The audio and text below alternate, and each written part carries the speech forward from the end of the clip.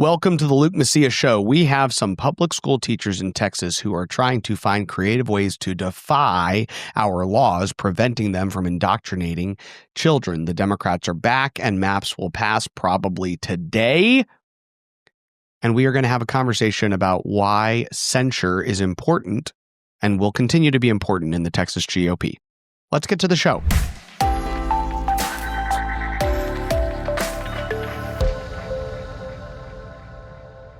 Y'all know that the bill that I am most excited about is Senate Bill 12, which is the omnibus 47-page bill that has been really shepherded by Senator Brandon Creighton throughout his time last session. And this time was probably the most consequential bill that passed this session, which really got to the heart of ending the DEI, the CRT, the race-based, the LGBT indoctrination of kids. That combined with Senate Bill 10, which added that if the 10 Commandments are voluntarily gifted to a school district, those 10 commandments must be displayed in classrooms. So not only are we pushing out those things that are ugly and false and harmful and evil to children, but we're bringing in things that are good, true, and beautiful that can actually be displayed, can teach them timeless truths that will help them be better citizens in our society. This is part of what we need to be fighting for from a big picture perspective on the shift in our public education system. Less indoctrination and more instruction in truth. So, 12 days ago, a Texas public school teacher took to Reddit. And here is what they posted. Silent protest was what they posted this under, the little subreddit of self-Texas teachers 12 days ago. Misfit98 posts this. Given the state of Title IX, DEI, and new laws, etc., what have been your forms of silent protesting or ways of coping? My ways. This is what she's doing, this teacher. I think it's a she. I don't know if she ever says that. It could be a he. My ways. My room is literally rainbow all over because I color code everything. But I also have a pride flag in plain sight. It's a rainbow with Freddie Mercury on a poster in front of it. I'm also posting the 10 science commandments along with the 10 they're requiring. Halfway tempted to turn my flags upside down. The thing that stuck out to me is this whole the 10 they're requiring. She has such a disdain for the 10 commandments of the God that created her that she's saying she can't even reference them as the 10 commandments. I'm posting the 10 science commandments along with the 10 they're requiring. So this is her way of coping with the conservative victories that were had this session, right? Let's read a couple of the comments made by teachers to her post. History teacher here. 2 days of in-service with the entire district social studies teachers confirmed it. Even the presenters from different companies did it. The vast majority of us know this isn't right. Not a soul said anything overt, but a million different little comments made it abundantly clear. Even the three older right-wingers were complaining. So I guess this is like the instruction they're getting from people saying, here's what you can and can't say because of these new laws. And they're like, even the right-wingers are mad that they can't indoctrinate the kids with DEI. Sure, I'm sure. History teacher. Most of us will not comply. We know where this goes if we do. There were a ton of jokes about how our posters got damaged and or lost. Their posters they're referring to are the posters of the 10 Commandments, which will be required to be displayed in their classroom if they're provided to the school. So what they're saying is, well, we're going to find a way to not put these posters up. Then they say, I've torn up or thrown away the first, second, and third poster I've been given. I hope I keep getting more so I can throw away more of them. Do, period, not, period, comply, period. That post was made 12 days ago by a history teacher in Texas.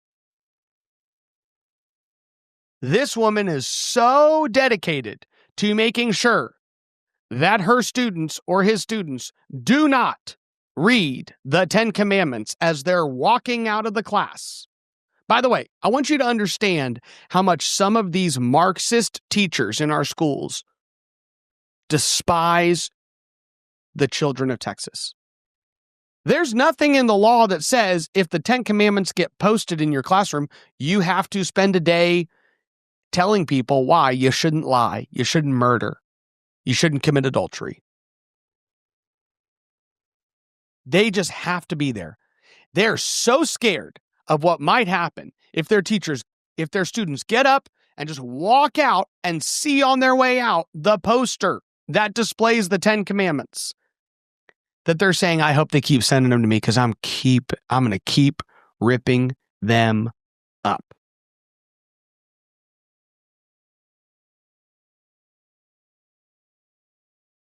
This person says, my husband is teaching Texas history and his district is not forcing it. Nobody listening here, and they are not allowing ICE in at all. Never comply. Now, this is like a wife that, first of all, probably not true. You can't not put them up. It probably means that the 10 Commandments have not been donated to that particular school district at this time. Another person says, these posters are in violation of SB 12 anyways. This is what's so funny. These leftists think that because we said no DEI, don't talk to the kids about gender, that they can't display the 10 Commandments. They're like, well, if I can't teach the kids about the fact that they're all racist if they're white, then I don't know. I think it sounds like I probably can't put the 10 Commandments up either. Nope. You can't indoctrinate, and you have to display the 10 Commandments. Let's read a couple more of these. Please update us and let us know how fast you are instructed to remove things. If you refuse, what will happen? I'm in Texas, so I'm right there with you. These laws are ridiculous, discriminatory, and hurtful. This teacher says, we actually got an email. This is the teacher that made the original post, Misfit 98. We actually got an email yesterday about removal of DEI-related items. So, Senator Brandon Creighton, if you're listening, thank you. Because the school district emailed these leftist teachers and said, we are letting you know that if there are items on display in your classroom that are about DEI, LGBT, they have to come down. This teacher says, I'm waiting to see how long it takes for higher ups to do checks. She's like, I'm not taking any of this stuff. I'm here to indoctrinate. I'm here to rip up 10 Commandments and tell kids about all the leftist stuff that I want them to believe. Another teacher says this, ours went through the building and removed for us. I don't blame them. We are in a highly conservative district, and they are good people who have their hands tied. Still, as a queer educator, it made me sad to come back and see my door GSA safe space sticker gone. What is GSA safe space sticker? Well, I'll tell you. Do you remember the entire episode I did about how the one thing that the Texas House tried to really gut from the bill? I mean, they tried to gut a bunch of stuff, which all got restored because the Senate stood its ground. Thank you, Dan Patrick. Thank you, Brandon Creighton. Thank you to everybody in the Texas Senate who fought for that. But one of the big fights that were had was when Alan Schoolcraft and others fought to get these sex clubs out of schools. And the House tried to fight to keep them and ultimately caved to the pressure of the Senate. So we all came together around getting rid of these clubs. And those are Gender Sexuality Alliance clubs. This is a queer educator, self-described queer educator. She had a big sticker, I'm a Gender Sexuality Alliance safe space. She's indoctrinating these kids. She probably is the sponsor of the GSA club. And we later found out that like half a dozen lawmakers got up that are Democrats and basically said that Their gender sexuality alliance club in their school was like a formative part of them joining the LGBTQIA plus community. So this is a educator saying, I was running these clubs. I came back to school and all of it's gone. I know we sometimes just move on after we accomplish something. But guys, SB 12 was incredible. It was incredible. Look at this. This teacher's talking about the fact that she came and all of her indoctrination material was stripped from her classroom. Do you know what that meant? That means that in the spring of 2025, she was ramming leftist garbage down her children's throats. That's what that means. Into the hearts and minds of her students, she was shoving as much leftist garbage as possible, and it's all been stripped bare.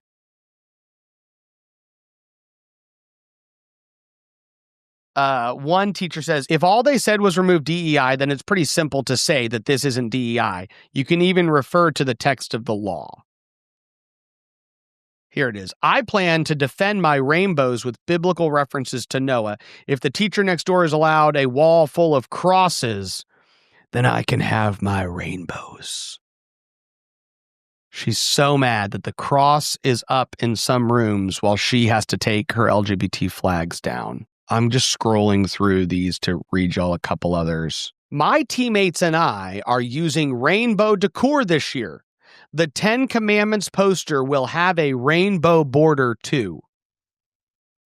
The original poster replied, I'm stealing the border idea. I've got some leftover from my bulletin boards. This is how much they hate what is true.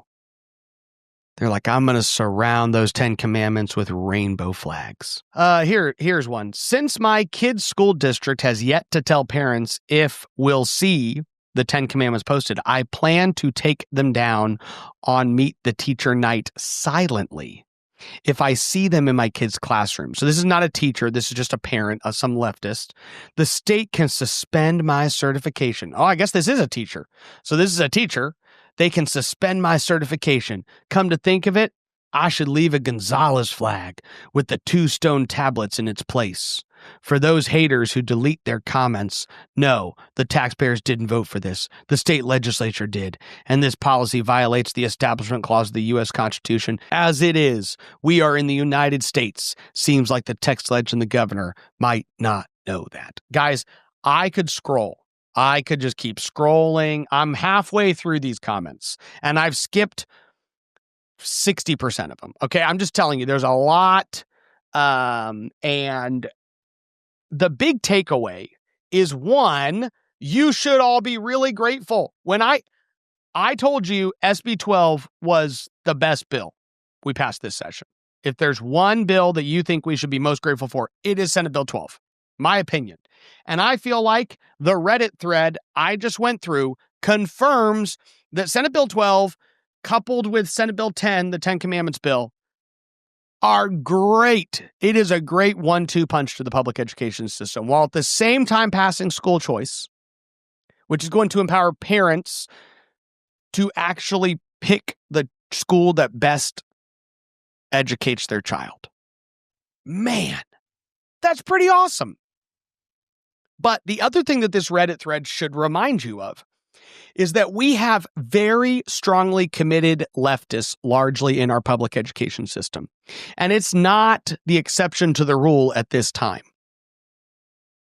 I can't remember the exact numbers, so don't quote me on it.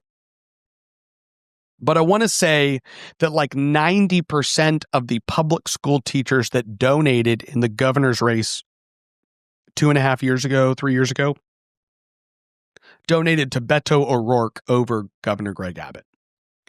And that kind of tells you everything you need to know. These people are very committed to moving the state in the left direction. And they will do it in the classroom, as you have read in this thread, or as I have read to you in this thread. And so we can't stop with what has been passed. One of the things that Governor Abbott said in his State of the State earlier this year that did not become law that I think should be a priority next session is that teachers who do not know what gender they are should not be allowed to teach in Texas. If you are a woman who thinks you're a man, you shouldn't teach. You shouldn't teach math because I don't know that you know 1 + 1 is 2. You shouldn't teach history. I don't know what you're going to tell kids. You don't even know what you are, right? If a human being walked into a public school and said, I think I am a fish, the school would be like, we should not have this person teach children. And if a woman goes into a school and says, I think I'm a man, they should not be allowed to teach children. I'm very grateful that the governor said that and do believe that that is policy that, I mean, as evidenced by this thread alone, it's clear we have to do more to, this is a fantastic first, second, third, and fourth step. And the fifth step has to be to take these people that are really, really damaged, hurt, and wounded people who wounded people wound people, and they will turn around and wound all our children if we don't, for their sake and for the children's sake, keep them away from these public school classrooms. Hey folks, Chris Salcedo here. I've got something special for you, the Salcedo Storm podcast. As your friendly, liberty-loving Latino, I bring you a mix of engaging discussions to help us fight for our state and our conservative values. It's the perfect way to stay informed and engaged in what's happening around you. So, what are you waiting for? Don't miss out on the storm of information and entertainment coming your way. The Salcedo Storm podcast, available wherever you get your podcasts. As I'm recording this, the legislature is getting ready to convene, and they will be debating and passing maps that add 5 additional congressional Republican seats. From every conversation I've had in Washington, D.C., this is exactly what the White House has asked Texas to do. There has been discussion about whether we should add 6, 7, 8, 9, or 10 seats, but the White House at this moment in time has very firmly stood alongside these maps as proposed that will add 5 more congressional seats. They believe that is the strongest statement to make. They believe that positions Texas best to lead the nation in this national redistricting effort, which hopefully will continue as Florida, Indiana, and other states gain 1 or 2. And I've said this in the past, but I will say this for those of you who did not hear the last couple episodes, is that one of the reasons Texas is the epicenter is that we did one of the worst jobs redistricting in 2021. And so Florida only has like 1 district they can add to their state. Most states only have 1. They can add, Texas has 5 because we really gave the Democrats a ton of leverage back in 2021 that we didn't need to give them. And this is hopefully a statement that says that Texas is moving away from that way of dealing with Democrats. So we hopefully will see those maps pass, and then we will have a myriad of other policies. I will tell you, I feel very confident about the abortion pill legislation and the privacy legislation that will prevent men from going into women's private spaces. I do think that there is a big push in the more moderate wing of the Republican caucus in the Texas House to kill the ban on taxpayer-funded lobbying. That is clear, that there is a push, a legitimate, strong push to end kill the ban on taxpayer-funded lobbying and keep taxpayer-funded lobbying going. And so that is something that grassroots conservatives are going to have to organize and push for strongly. Another thing that happened this week was that the Texas GOP set in motion through a very extensive process the most obvious violations that they see of censurable acts of legislators. And of course, atop the charts was Representative Ken King, who was censured, who they basically identified like 14 very obvious things that he did that were censurable. Dade Phelan, Robert Nichols, who's not returning. Dade Phelan might not run for re-election. Different people have reacted differently to this list. I wanted to take a step back real quick to talk about the censure process. Representative Joe Strauss was censured back in 2017. And I remember a meeting I had. I would have been 27 at the time. And I remember having a meeting with Mark DeRazio, and I've heard him talk about this. He's now serves in the legislature, but he was the Bexar County chair at the time. And censures start at a local level. So just so you all know, all of your local GOPs can censure somebody for something, right? And so Mark DeRazio, who was the Bexar County chair at the time, we were together in an office with like 7 or 8 guys, and we were sitting crafting the censure resolution for Speaker Joe Strauss at the time. And the list was very long of what you could censure somebody for. But one of the things you do think about when you're crafting a censure resolution is that you're not thinking of something that somebody did that you don't like. Okay? I don't like that he did that. I'm going to censure him for that. You're thinking, what are those things in his record that are of utmost offense to the Republican Party as a whole that we as a party should consider censuring this person? And for somebody like Joe Strauss, the list was very long. Byron Cook was censured, I believe, at one point.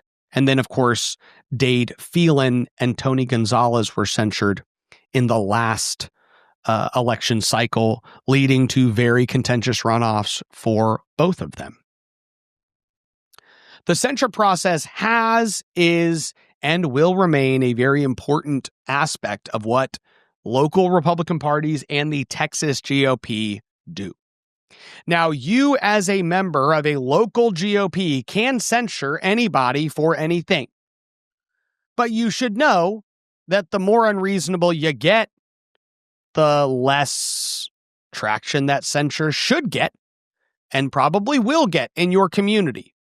But if a county in a certain area of the state wants to censure their state representative, you can do that. If you're asking me my advice, I would tell you, you should look at your Republican lawmaker's record. It could be a county commissioner, it could be a county judge, it could be a state legislator, it could be a congressman.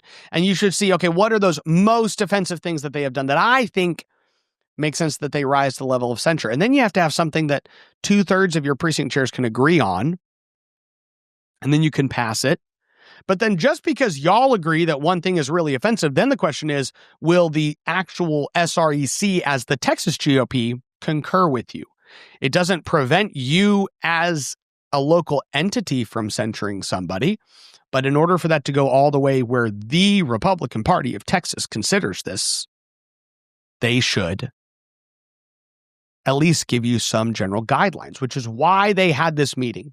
And I think it was very appropriate for Chairman George to do so, because you immediately saw in the early parts of the summer some local GOPs putting out censures that, in my opinion, there were certain things in those documents that were really offensive to pretty much any Republican, meaning we agree that we should be offended by that. And then there were other items in it that you go, you're censuring a state rep for voting for that amendment?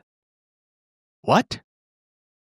Now, because all of this is going to come up to their RPT at some point, the Republican Party of Texas opted to basically say, let's create a process where we almost have a little bit of a discussion and debate internally now to give a little more guidance to people who are going to spend a lot of time, talent, treasure, and energy behind these censures. And so that's why this process was established by the chairman, and they finished their report. And there's some people who are moderates who don't like aspects of the reports, and there's some people who are on the conservative side that really don't like aspects of the reports, and that is part of the grassroots process. This is this really cool thing that we get to all be involved in. And sometimes it goes our way and sometimes it doesn't. But I want us to recognize that, one, censure has in the past been a very useful tool that the Republican Party of Texas has used to draw attention to the worst offenders in the Republican Party. It will continue to serve in that manner. And I believe that local GOPs and the state GOP will continue to recognize the importance of censuring the worst Republicans. Hopefully we can get to a place sooner rather than later where less and less or no one is getting censured. Our Texas GOP delegation in Congress is more conservative than it has been. Our Texas House and Texas Senate are moving to the right. And so every time that happens, there are less people who are even on a potential list to be censured. The RPT should work on growing the Republican majority. They should work on bringing attention to the most important issues that Republicans are achieving so that our state moves in the right direction. But they should also hold Republicans accountable who are themselves standing in the way of Republican policy. This is a big key part of what the RPT needs to do and always has done since, I would say, our party has shifted over the last decade in a positive way, where we understand that a part of what we do is hold Republicans accountable who are standing in the way of Republican policy. And one of the ways you hold them accountable is through the process of censure. So, if you've been following any of this over the last couple weeks, you have a strong opinion on what's happening. But just know that I think that in the past it's been important, today it is important, and in the future it will be important. And I do think that the work the RPT did was prudent because it made sure that before grassroots people all across the state tried to censure people for the next 6 months, that they had a little bit of internal discussion, debate, and guidance provided through this report that I think gives people a little more clarity on what the path looks like for you to get enough consensus at the SREC level to censure a lawmaker. And so some of you aren't as engaged in the RPT process, so this is a little in the weeds for that kind of stuff, but just be aware. Anyways, a lot going on in Texas. I'm sure there will be more to talk about next week. By the time I come back to you next week, we will probably have passed a number of important policies through the special session. And the real question we're going to be having is, how much longer will this special session last? Are we a week away, 2 weeks away from concluding the work done that the governor has given the legislature to accomplish? And hopefully we will not see moderate Republicans standing in the way of some very good policy that the governor has asked the legislature to address. Last but not least, I have had several comments online, and a lot of you have been commenting about what is going to happen to the Democrats. And the truth is, last week I did specify kind of how seniority would be a significant tool that you could use to have there being more real consequences for those who obstructed our state. Right now, you have Democrats ripping up their permission slips and staying on the floor theatrically. And so I really do believe that there must be things that happen. These vice chairs are getting $5,000 a month. If you do the math, it's well over $1 million a year that they're getting to hire a bunch more staff. And this is budgeted money that was never voted on even by the Texas House of Representatives as a body. So there's a lot that can and should and must be done. And I will tell you that I do think that there's more consensus in the Republican caucus than there ever has been. And so my hope is that over the next couple of weeks, we see some actions actually taken. I will not give up hope that that could happen. If it doesn't, then some of these Republicans just seem to be gluttons for punishment, just wanting to give people a very obvious reason for seeing that they don't want Democrats to feel that bad, even after they completely wasted all this taxpayer money. So I believe that things are still moving in the right direction.